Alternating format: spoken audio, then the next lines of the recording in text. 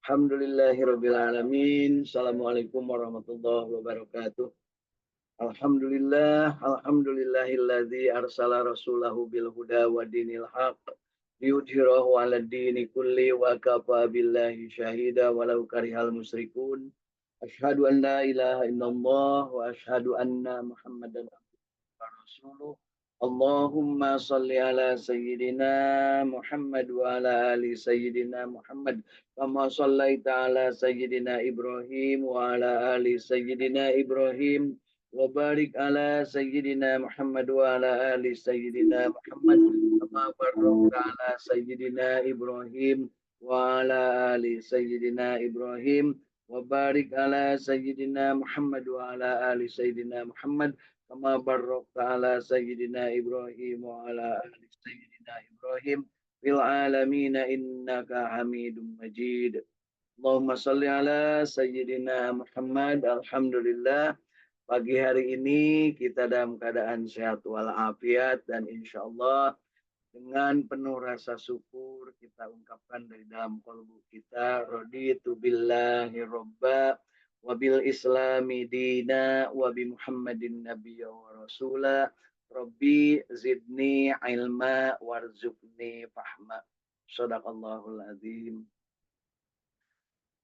Bapak Ibu jamaah jinten yang berbahagia, alhamdulillah pagi hari ini diberikan kesehatan, hidup dalam keadaan sehat walafiat, segar bugar, berbahagia, dan alhamdulillah rasa syukur kita panjatkan kehadirat Allah Subhanahu wa taala dan kita kumpulkan dari dalam diri kita ini sesuatu yang menjadi penghambaan diri kita kepada Allah Subhanahu wa taala, usaha maksimal untuk menetapkan diri untuk tetap istiqamah di jalan Allah Subhanahu wa taala dan kita senantiasa berada dalam keadaan bahagia untuk senantiasa berjamaah, untuk senantiasa berupaya maksimal menjadikan apa yang menjadi bagian dari niatan kita mendekatkan diri bertakarrub kepada Allah Subhanahu wa taala sehingga kita akan meningkat kualitas keimanan kita, akan meningkat kualitas penghambaan kita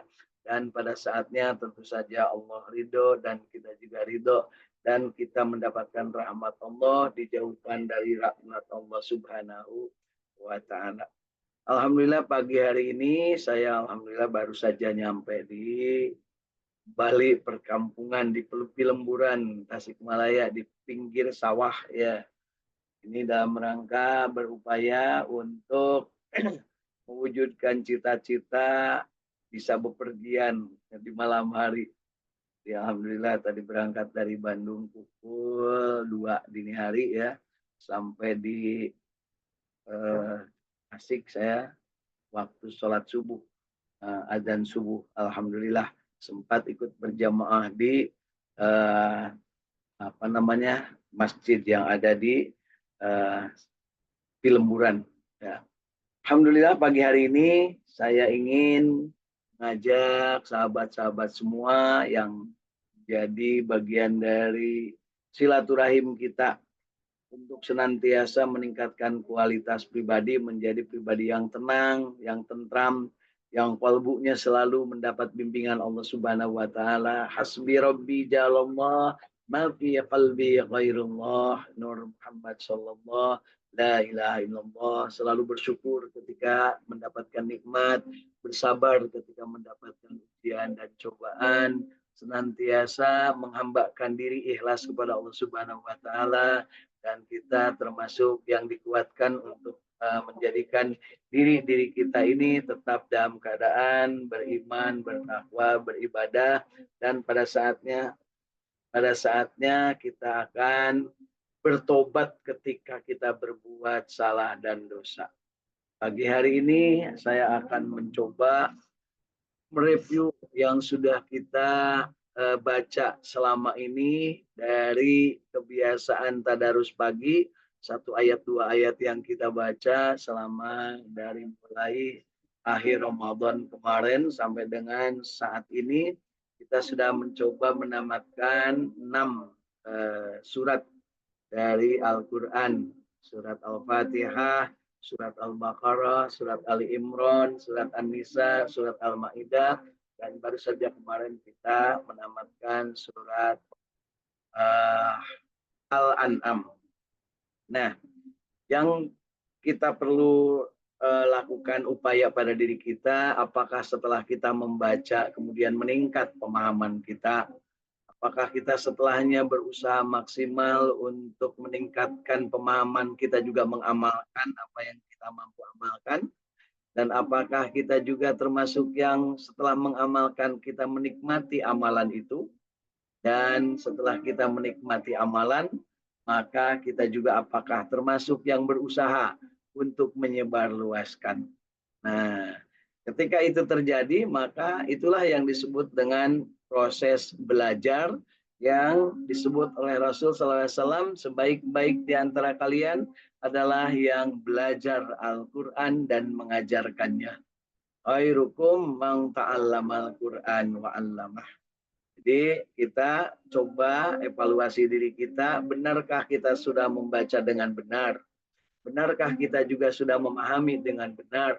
Benarkah kita juga sudah mengamalkan dengan benar? Benarkah kita sudah menikmati dengan benar-benar nikmat dari amalan itu? Dan apakah kita benar-benar sudah menikmati dan kemudian ada keinginan untuk menyebarluaskan kepada orang lain? Nah, kalau semuanya sudah dalam keadaan benar, maka kita bersyukur kepada Allah bahwa kita diberikan petunjuk, kita diberikan tetap istiqamah di jalan Allah Subhanahu wa Ta'ala. Nah, hari ini saya akan sedikit mengulang dari apa yang di beberapa ayat terakhir dari surat Al-An'am tersebut, yang menyebutkan bahwa ada ayat yang menyebutkan kul inna sholati wa nusuki wa mahyaya wa mamati lillahi rabbil alamin. Pada saat membaca ayat itu tentunya bacaan kita kalau sudah benar alhamdulillah, dan kalau belum benar mohon ampun kepada Allah, dan mudah-mudahan diberikan kesempatan untuk terus memperbaiki kualitas bacaan kita. Dan setelahnya kita membacanya benar, maka pemahaman kita harus lurus bahwa inna sholati, ya, sesungguhnya aku sholat, sesungguhnya aku beribadah, wa nusuki, sesungguhnya aku hidup, ya, wa mahyaya, sesungguhnya aku mati, wa mamati lillahi rabbil alamin. Hanyalah karena kuasa Allah Subhanahu wa Ta'ala, hanyalah karena Allah kita ini sholat, kita ini beribadah, kita ini hidup, dan kita ini mati. Tidak karena yang lain. Ma fi qalbi ghairullah. Nah, pada saat itu maka kita pastikan diri kita ini berada dalam keadaan yang lurus antara kolbu kita, gitar kolbu kita, kemudian yang diucapkan, kemudian perbuatan kita, dan doa kita. Di mana dalam doa selalu kita minta hasanah fid dunya, hasanah fil akhirah. Nah, dan dijauhkan dari api neraka. Artinya kita perlu meluruskan, menata ulang antara hati, lisan, perbuatan, dan harapan serta doa kita. Kalau itu sudah lurus, alhamdulillah. Kalau itu belum, maka mari kita sama-sama untuk saling mengingatkan di antara kita, untuk saling mengubah hasanah, untuk saling berbagi hikmah, untuk saling memberikan kesempatan kepada yang lain untuk mendapatkan kesempatan yang lebih baik. Bukan berarti yang ngomong lebih baik dari yang mendengar. Itu jangan sampai disalah persepsi begitu. Yang pasti pada saatnya kita berupaya untuk menasihati satu dengan yang lain, maka pada saat itulah kita sebenarnya dalam keadaan kita sedang belajar. Kita sedang sama-sama untuk belajar. Mari kita lihat dalam diri kita ini. Ketika kita berkata inna sholati wa nusuki wa mahyaya wa mamati lillahi rabbil alamin. Benarkah diri kita itu seperti itu? Ya. Kalau belum benar, maka segera kita tambahkan kesempatan, tambahkan fokus kita, tambahkan konsentrasi kita, tambahkan energi kita untuk terus kemudian belajar kembali dari apa yang sudah kita lakukan selama ini. Nah, Kemudian ada sebuah ayat di depan saya ini, ada satu buku yang judulnya Berbahagialah, karya Dr. Aid Abdullah Al-Qarni ya. Dan di buku ini dari kalimat dari bahasan tentang faedah ya. Saya membaca sebuah ayat dari surat Ali Imran ayat ke-31. Insya Allah kita sudah pernah bacanya ini ya bersama-sama. Mari kita baca kembali. A'udzu billahi minasyaitonir rajim. Bismillahirrahmanirrahim.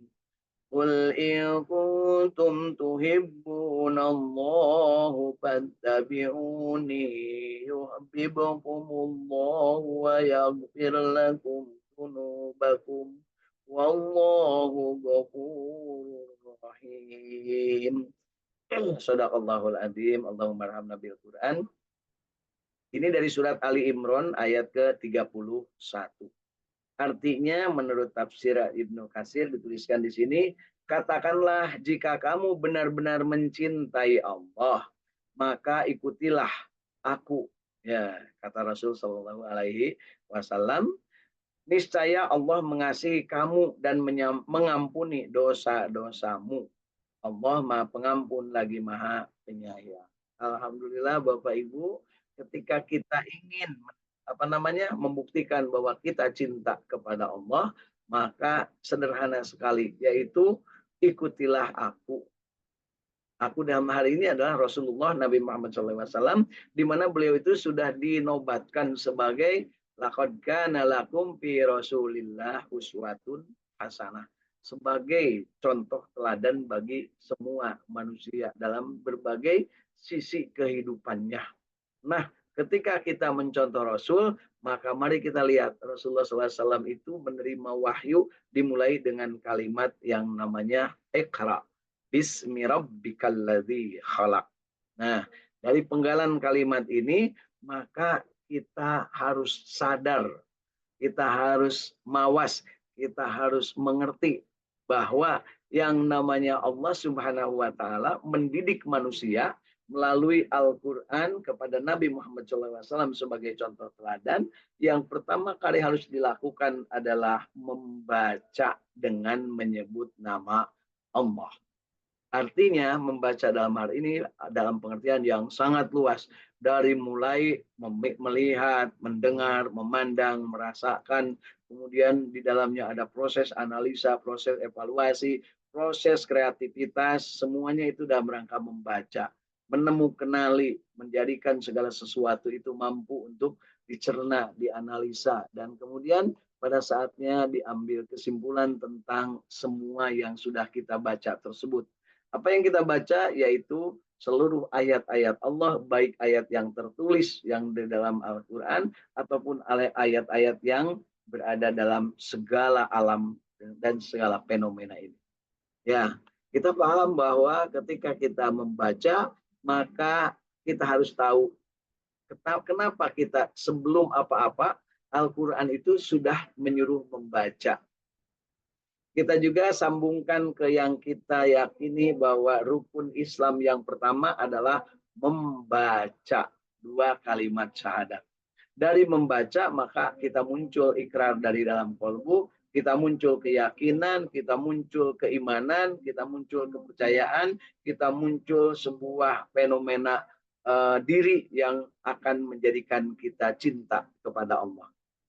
Asyhadu alla ilaha illallah wa asyhadu anna Muhammadar Rasulullah, itu dibaca, diucapkan dan juga digetarkan dalam kalbu. Kemudian kita lihat sebenarnya apa pesan dari yang ada tersebut tentang bagaimana kita memahami hal itu sebagai bagian dari tugas kehidupan kemanusiaan. Iqra bismi rabbikal ladzi khalaq. Ya, penegasannya di situ bahwa bacalah dengan menyebut nama Tuhanmu Allah yang maha menciptakan. Segala sesuatu diciptakan oleh Allah Subhanahu wa taala. Kita hidup di dunia, segala sesuatunya sudah disiapkan. Jadi yang namanya rezeki sudah disiapkan, kewajibannya juga sudah disiapkan, tugas-tugas sudah disiapkan, termasuk derajat kualitas kemanusiaannya juga sudah disiapkan mau mencapai yang mana, kemudian di dalamnya ada pengawasan Allah Subhanahu wa taala yang tidak henti-hentinya. Kemudian kita juga tahu bahwa termasuk kita harus baca bahwa kita mati juga sudah ditentukan kapan kita akan mati, di mana kita akan mati, dengan cara apa kita akan mati. Nah, ketika itu terjadi maka pahami betul bahwa sebenarnya ketika kita akan beribadah, ketika kita akan menjalankan semua yang menjadi kewajiban dalam kehidupan kita, tugas pertamanya adalah membersihkan jiwa kita dari membaca selain membaca dengan menyebut nama Allah. Membaca dalam arti yang sangat luas, yang sangat seluas-luasnya. Betapa sekarang juga kita kadang merasakan kalau kita punya masalah kemudian merasa sempit. Padahal Allah sudah memberikan bacaan. Kalau seandainya kamu mendapat masalah, maka pasti Allah akan memberikan solusi. Pasti Allah akan memberikan jalan keluar. Pasti Allah akan memberikan kemudahan. Fa inna ma'al usri yusra. Inna ma'al usri yusra. Dan pada saatnya kita sudah berjalan, apakah kita dalam keadaan sulit atau dalam keadaan mudah, maka pastikan dari dalam diri kita, kita selalu berada dalam keyakinan bahwa Allah mengatur segalanya dan Allah tidak mungkin membebani sesuatu yang kita tidak akan mampu melaksanakannya atau melakoninya. Ya. Disebutkan la yukallibullahu nafsan illa wus'aha. Ya, Allah tidak akan memberikan beban kepada manusia, melainkan Allah sendiri yang akan memberikan kemampuan kepadanya. Allah tidak akan memberikan beban kepada manusia kecuali Allah akan berikan kemampuan. Artinya beban itu pasti akan seimbang, pasti sudah Allah pertimbangkan. Jadi kalau kita mendapatkan kesulitan, maka segera kembali kepada Allah dan pada saat itu maka kita akan mendapat kemenangan. Jika kita mendapat kemudahan, kita juga kembali kepada Allah untuk mendapatkan rasa syukur dan kemudian setelah bersyukur kita pasti akan ditambahkan rasa kenikmatan itu atau kemudahan ataupun keberhasilan itu. Nah, ketika itu semua terjadi, maka pahami benar bahwa yang namanya perintah Allah dimulai dengan Iqra itu adalah kaitannya dengan bahwa segala sesuatu kalau tidak diawali dengan membaca maka akan gagal. Segala sesuatu kalau tidak dimulai dengan membaca, tidak berikrar, maka akan mengakibatkan sebuah kebuntuan atau tidak akan mendapatkan solusi terbaik.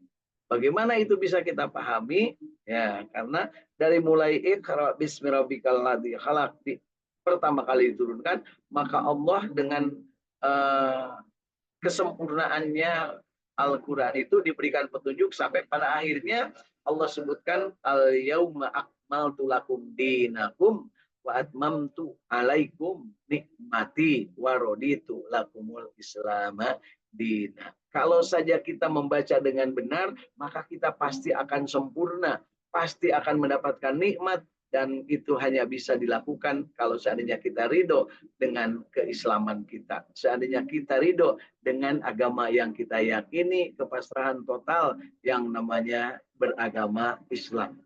Di dalam rangkaian dari mulai Iqra sampai dengan Rodid, Warodi itu lakumul Islam Madinah, itu ada ribuan ayat. Ya, ribuan ayat yang semuanya merupakan cerminan dari manusia itu sendiri.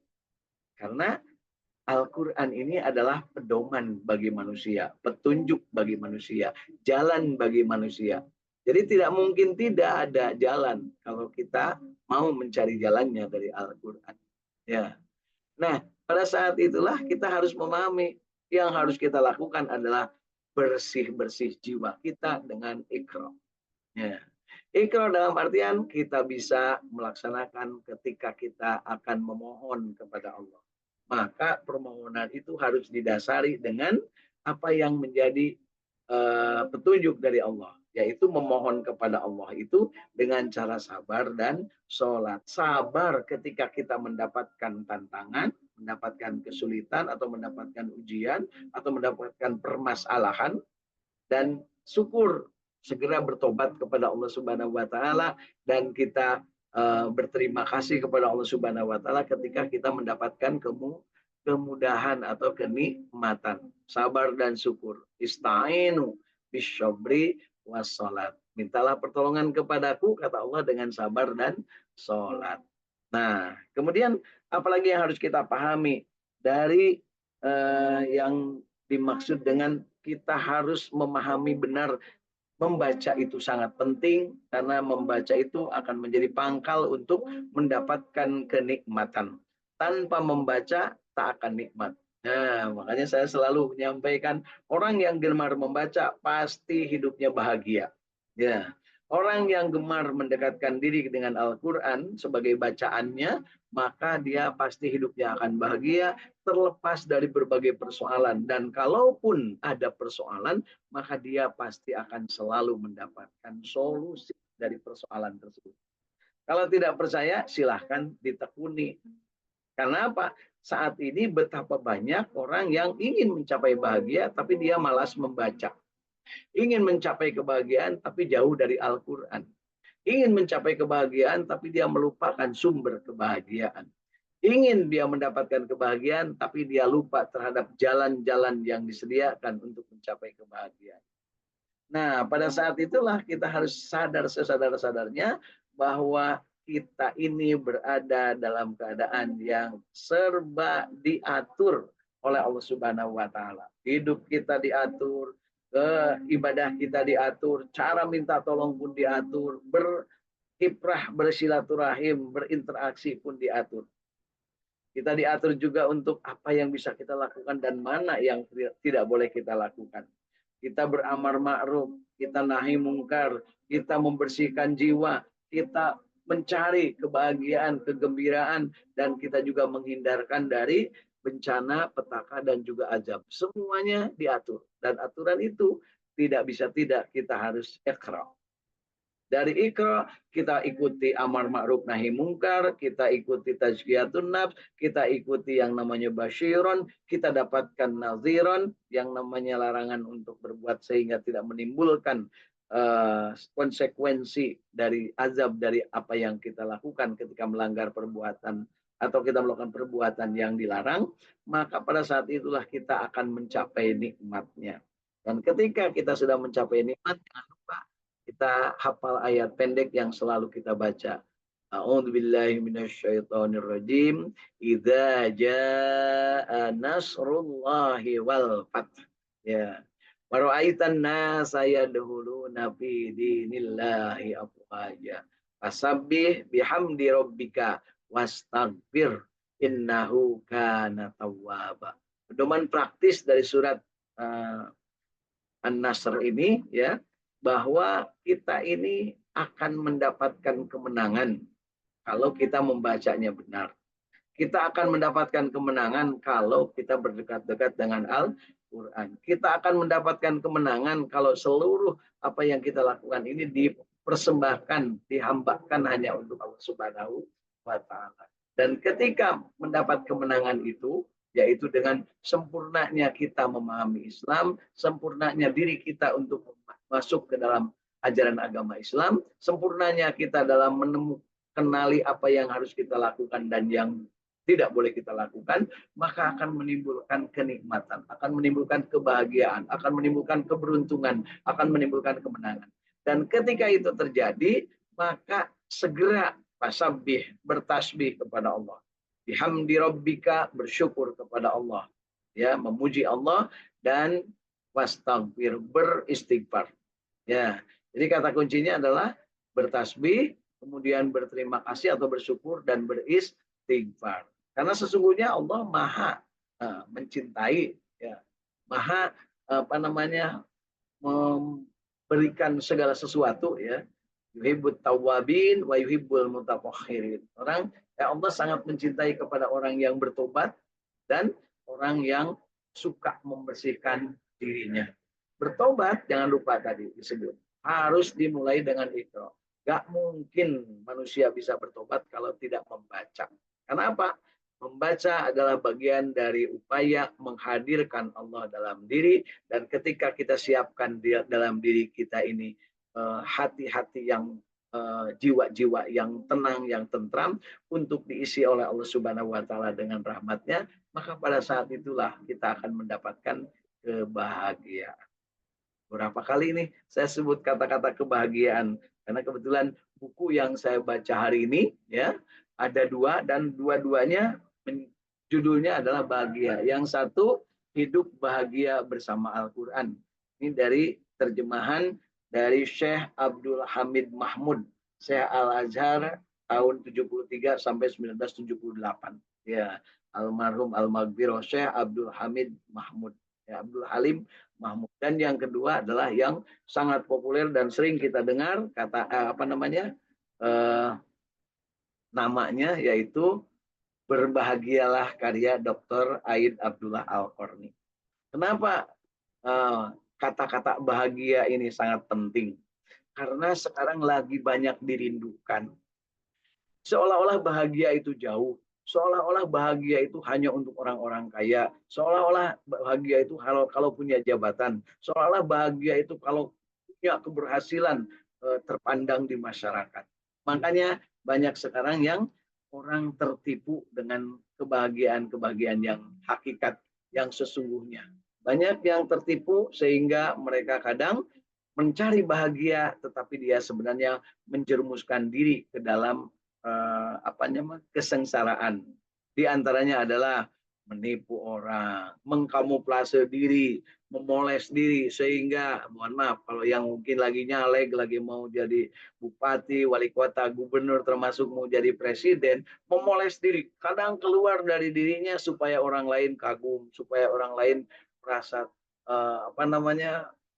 terpikat oleh dia atau supaya dia menjadi terlihat terpesona. Malah tidak sedikit yang menyengaja berpesona. Masya Allah. Nah, itu silahkan saja kalau seandainya itu akan menjadikan kebahagiaan yang nanti pada saatnya akan kembali kepada Allah Subhanahu wa taala. Tetapi kalau hal itu akan menimbulkan kelalaian dan kita jauh dari Allah Subhanahu wa taala, maka kita harus sesegera mungkin merefleksikan diri, mengintrospeksi diri bahwa hal itu adalah hanya akan mengejar bayang-bayang. Jadi kebahagiaan yang dimaksud yang dalam hidup bahagia bersama Al-Quran tidak mungkin tidak kalau tidak kita awali dengan membaca. Itu sebabnya saya selalu ngajak yuk sama-sama membaca. Dimanapun kita berada, dalam perjalanan kita membaca, di masjid kita membaca, dalam keadaan safari pun kita membaca. Masya Allah, dengan membaca maka akan banyak hal yang akan bisa kita peroleh. Dengan membaca akan makin banyak sesuatu yang menjadikan diri kita itu makin tahu diri. Nah, setelah tahu diri tentunya kita akan mawas. Dan setelah mawas kita tentu akan menghisab diri, bermuhasabah. Setelah bermuhasabah tentunya kita akan mampu mana baik, mana benar, dan mana yang harus kita hentikan, mana yang harus terus kita perjuangkan, kita lanjutkan. Kemudian setelahnya kita tahu mana yang benar, mana yang salah itu, maka konsisten di dalam kebenaran dan konsisten menjauhi dari yang namanya keburukan atau kejahatan atau kemaksiatan. Nah, semuanya itu hanya akan bisa dilakukan kembali kalau kita mendasari diri dengan membaca. Dari tadi membaca, karena yang hari ini saya baca adalah tentang menghayati makna Iqra dalam kehidupan nyata. Ya, jadi di dalam bab ini menghayati makna Iqra, makna membaca dalam kehidupan nyata. Nah, jangan sampai kita juga punya anggapan bahwa membaca itu hanya di masjid saja, membaca itu hanya ketika pengajian saja, membaca itu hanya ketika dalam, mohon maaf, seremonial saja. Ya, alhamdulillah kan di kita kalau ada acara-acara penting ya, apapun itu ya judulnya, biasanya diawali dengan membaca ayat-ayat suci Al-Quran. Bahkan ada yang sampai diterjemahkan dengan sari tilawahnya yang dengan sajak yang mendayu-dayu.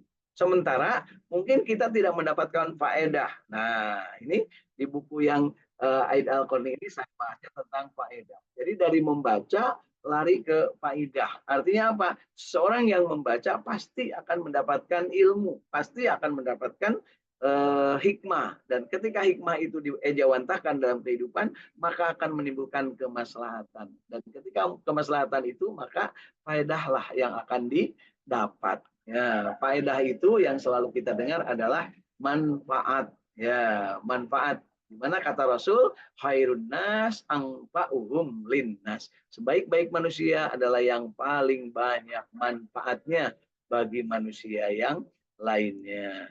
Alhamdulillah Bapak Ibu, hari ini kita mencoba untuk dua kata untuk mencapai kebahagiaan kita itu, yaitu ikra, yaitu membaca, dan kita mengkaji tentang faidah atau tentang manfaat.